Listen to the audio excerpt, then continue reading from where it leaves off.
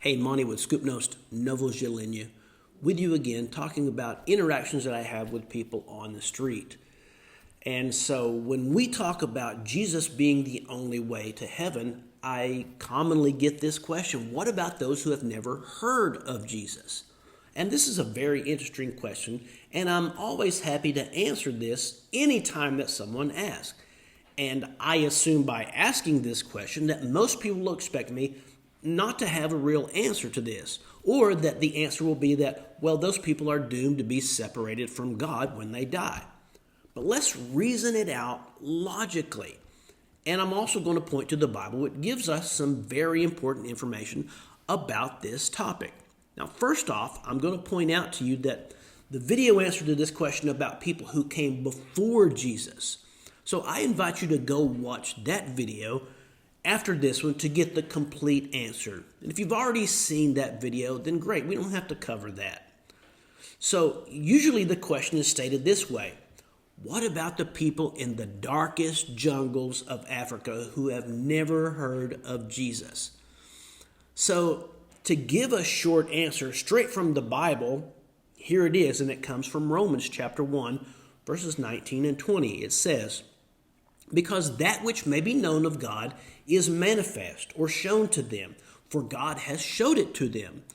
For because the invisible things of him from the creation of the world are clearly seen, being understood by the things that are made, even his eternal power and Godhead or Trinity, so that they are without excuse." So from those two verses, we see that nobody has an excuse because God has provided enough information in the simple act of creation to prove that he exists. No one can point their finger at God and say, "You never told me that you existed." Now, I could talk about how God revealed to Adam and Eve in the very beginning who he was and how to come to him. And I realize that probably most of you watching this right now have doubts about the truth of these Bible stories. Honestly, you don't even need to accept these to find an answer to this question. If God is perfect, then it must be said that God is fair as well. I've said this many times in other videos. He, as I just read, has revealed that just by looking around, we can see that this doesn't just happen out of nowhere and from nothing. There must be a creator.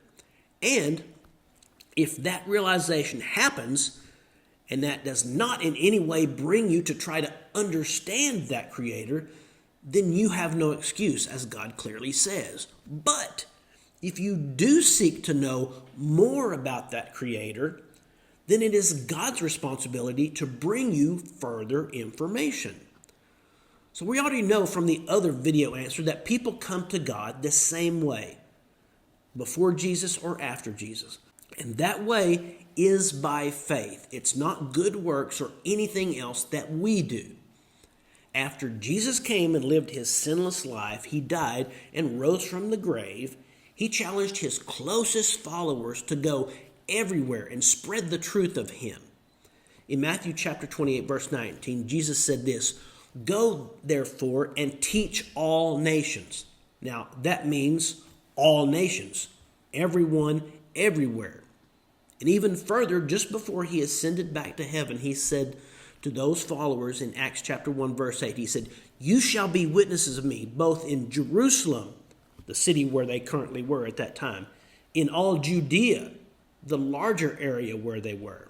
And he said, "and in Samaria," that was another area nearby. And then he finished up by saying, "and to the uttermost part of the earth." That literally means everywhere. So a few chapters later, we can see that Jesus' disciples scattering everywhere, spreading the good news of Jesus. And if someone was seeking to know more about God, then God sent someone to bring them more information so that they could understand more clearly. Now, the Bible doesn't just give us speculation about that. It gives us an actual example. Again, this example is in the book of Acts. Immediately after Jesus ascended to heaven, Acts chapter 8, we see the story of the Ethiopian man. This man was seeking to know more about God because he had purchased a scroll that contained the Old Testament biblical book of Isaiah. And in the story, God saw this man's desire to know more, and in that moment sent a man named Philip to bring him more information. And God's Spirit even directed him to the exact person, if you read the story. So Philip comes to this man as he is reading and asks the question. It's from Acts chapter 8, verse 30 and 31. Do you understand what you're reading? He said, how can I without some man to guide me? And then verse 35 says this, Philip took the exact place where the Ethiopian man was reading and showed him Jesus from the same text. So the result was this man who was seeking to know God had his questions answered and his knowledge completed. Jesus was the answer he was seeking, and he gladly accepted the answer. But it all came because he was seeking to know more. Now, about the assumption that there are actual places around the world where no one has contacted a native people, I understand they do exist. I used to live in Brazil, and I've visited some tribes up on the Amazon River, and there are other very small tribes who have never been contacted by the outside world at this point. There is also, more widely known, this place called Sentinel Island, not been reached, and it has a very small population. And curiously, a young man felt impressed by God to go to Sentinel Island to bring them the truth of God. Just a few years ago, you can look it up, Sentinel Island. And the result was they killed him. So yes, there are places that still have not been reached with the truth, but those places are fewer all the time. And if they are seeking information about God, he will send someone there. I have missionary friends on every continent in the world, well, except Antarctica, and many remote islands around the world. I have friends there who felt God impressed upon them to go to this specific place. So God is fair, and no one has an excuse. But when someone takes a step toward God, God then moves on an individual to go and complete that person's understanding. Personally, I can say God led us to Slovenia. Maybe you're seeking answers to your questions. Is it possible that God is trying to put us together to complete your knowledge? If he is, don't stop before getting all the answers you need to come to the most important decision of your life: what to do with Jesus. So if you'd like more information about this, I would love to sit down with you and answer your questions. You can reach us any means that you find on the video, on the QR code that's going to follow this video.